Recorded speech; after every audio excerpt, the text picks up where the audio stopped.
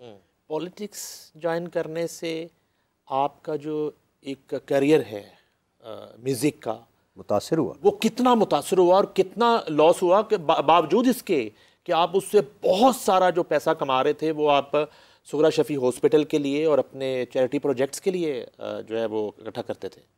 देखिए वो एक प्रोजेक्ट होता, ठीक है, उसको उससे बड़ा बना लेते हैं हम, कोई शक नहीं है इसमें।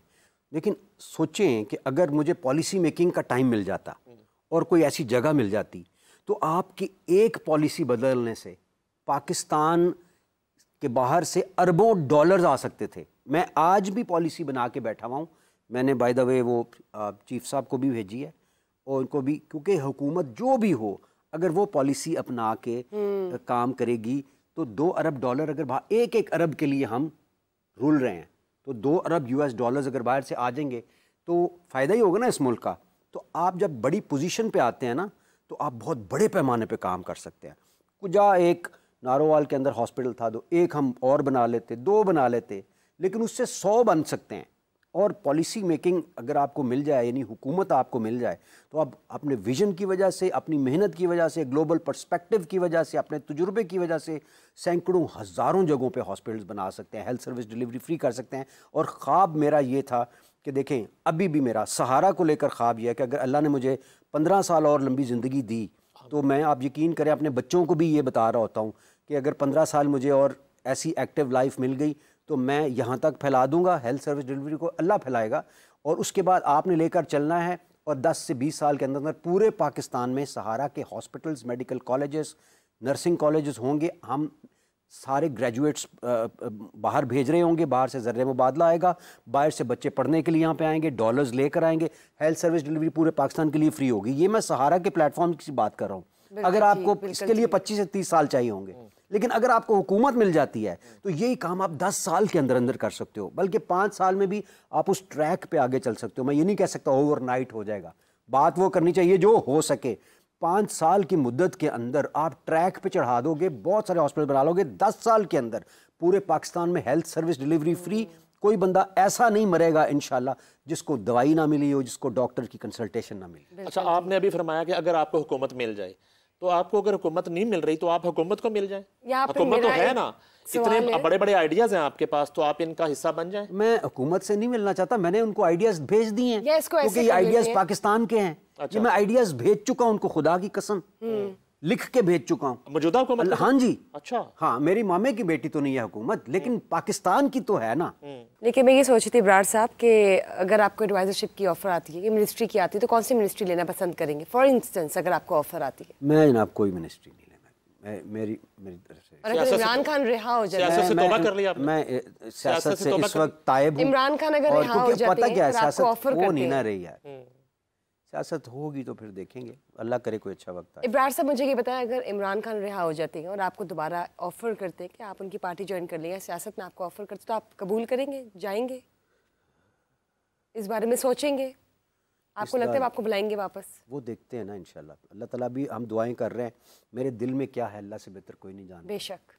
मैंने क्या क्या किस किस के लिए लेकिन किया, फ्यूचर में क्या आपके नहीं प्लान्स किया, हैं सियासत को दोबारा ज्वाइन करना? अल्लाह से बेहतर कोई नहीं जानता। मेरा क्यों नहीं दिल करेगा कि मैं पाकिस्तान के लिए काम करूं? जरूर जरूर, ठीक है ना। अगर कोई अच्छा, अगर वो भी आके मेरी हेल्प लेने की कोशिश चाहेंगे तो मैं कर सकूंगा ना। ज्योग्राफी और लॉ जैसे ड्राई सब्जेक्ट्स आपने पढ़े हुए और पढ़ाए, लेकिन वो पढ़ाते पढ़ाते सिंगर बन जाना, एक डिफरेंट माइंडसेट में चले जाना, और बिलो द घर कैसे चले गए, ये बताइए। देखिए, बिलो द घर तो सारे ही जाते हैं। मैं कौन सा अपनी बिलो द घर। मैंने जरा जिक्र कर दिया उसका। वो जिक्र उसका हिट हो गया। कुछ तो सोच के चले। मुझे बिलो द घर आपसे फरमाइश है, सुनना भी है मैंने। अभी भी सुनना है यार बिलो द घर। वैसे आपने सुन एवरग्रीन सॉन्ग्स हैं, एवरग्रीन सॉन्ग्स। आप तो वो बिल्ले के घर जाएं यार। उसने कहा था बिल्लो बग्गे बिल्लियां दा की करें। ये मेरी एक ना, फरमाइश बल्कि है ये आपसे। उससे भी अच्छी बात है। तो बहरहाल उसने कहा था ना कि उड़ाली तूतियों ने, कमरियों ने, अंधलीबों ने, चमन वालों ने मिलकर लूट लिया हो फुगा मेरी, खामोशी गुफ्तगू है, बेज़बानी है ज़बां मेरी। आज भी जो है बिलो दे घर ज़्यादा करीब है आपके, उसके बाद भी बड़े बड़े हिट हुए, मगर जो है ना फेम जो उससे मिला आपको वर्ल्ड वाइड, तो वो उसको कहाँ रखते हैं? मैंने वो घर में मेरे ना अलमारी है, उसमें रखा हुआ है। अच्छा। लेकिन ये है कि कोई शक नहीं जी, उसकी वो तारुफ बन गया ना असल में। बिल्लो दे घर पहला वाला वो था, और ऐसा उस वक्त सोशल मीडिया भी नहीं था, लेकिन आपको तो पता ही है, आप उस ज़माने के ही हैं, उसी ज़माने के हैं ना। हाँ। तो वो सुपर डुपर हिट उस ज़माने में, और फिर हार्ड कॉपीज़ का करोड़ों में बिकना।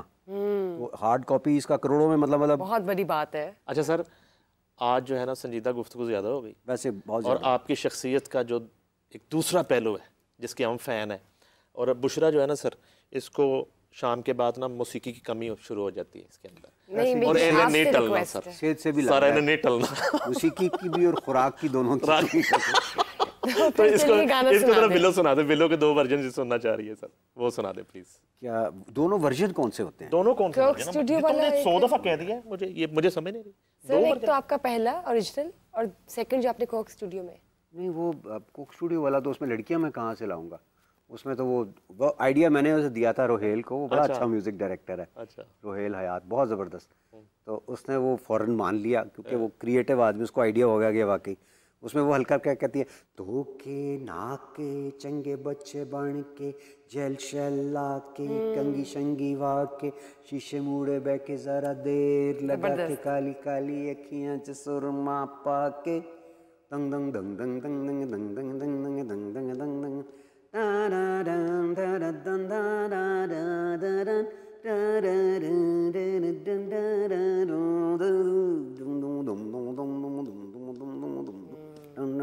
आजाद जाना बिलो दे घर बाई किन किन जाना बिलो दे घर टिकटाओ लैन बनाओ टिकटाओ लैन बनाओ टिकटाओ लैन बनाओ टिकट कटाओ नाले लैन बनाओ टिकटाओ लैन बनाओ जिन जिन जाना बिलो दे घर जिन जिन जाना बिलो दे घर आजाद जाना बिलो दे घर बाई किन किन जाना।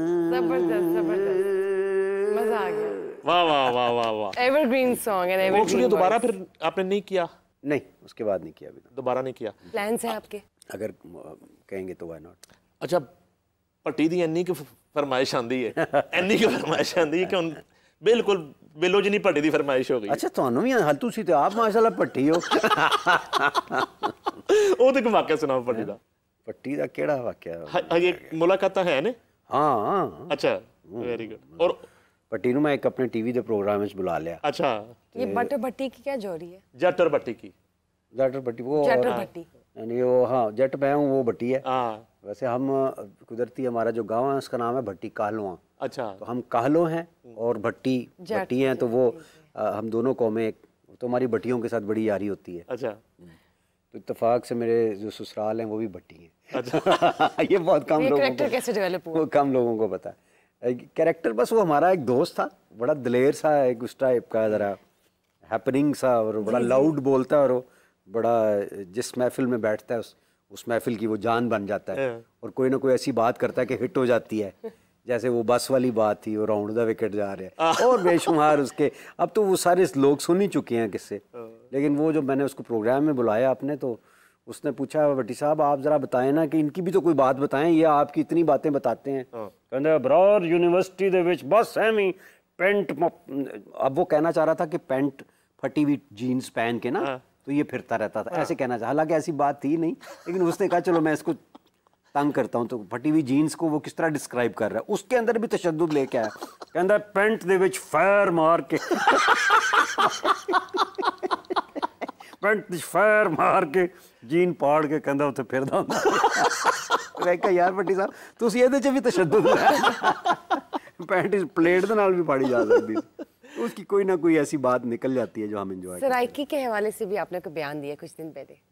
हाँ, सराइकी के हवाले से वो हिना नियाज़ी बड़ी अच्छी सराइकी बोल रही थी ना, तो वो उसने कोई शाकिर शुजा आबादी का शेर सुनाया, तो मैंने कहीं कह दिया कि देखें मुझे ना इन शेरों से भी, और हर सराइकी जो है ना वो शाकिर शुजा आबादी का शेर ज़रूर सुनाता है, और वो ना हर सराइकी थोड़ा सा ना रोमांटिक ज़रूर होता है, और मुझे ये लगता है कि जनूबी पंजाब वालों का प्यार जो है ना कभी तोड़ नहीं चढ़ा।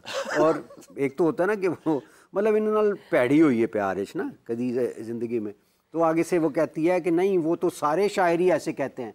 मैं कहती देखो बाकी शायरों में तो ये भी होता है ना कि मेरे महबूब ने मेरे साथ दगा कर दिया या वो, तो मतलब इससे साबित होता है कदी ना कदी गल बन गई सी। तुम लोगों की तो गल ही नहीं बनती गिले ही रहते, हमारे महबूब ने हमारे हल तक किया ही नहीं।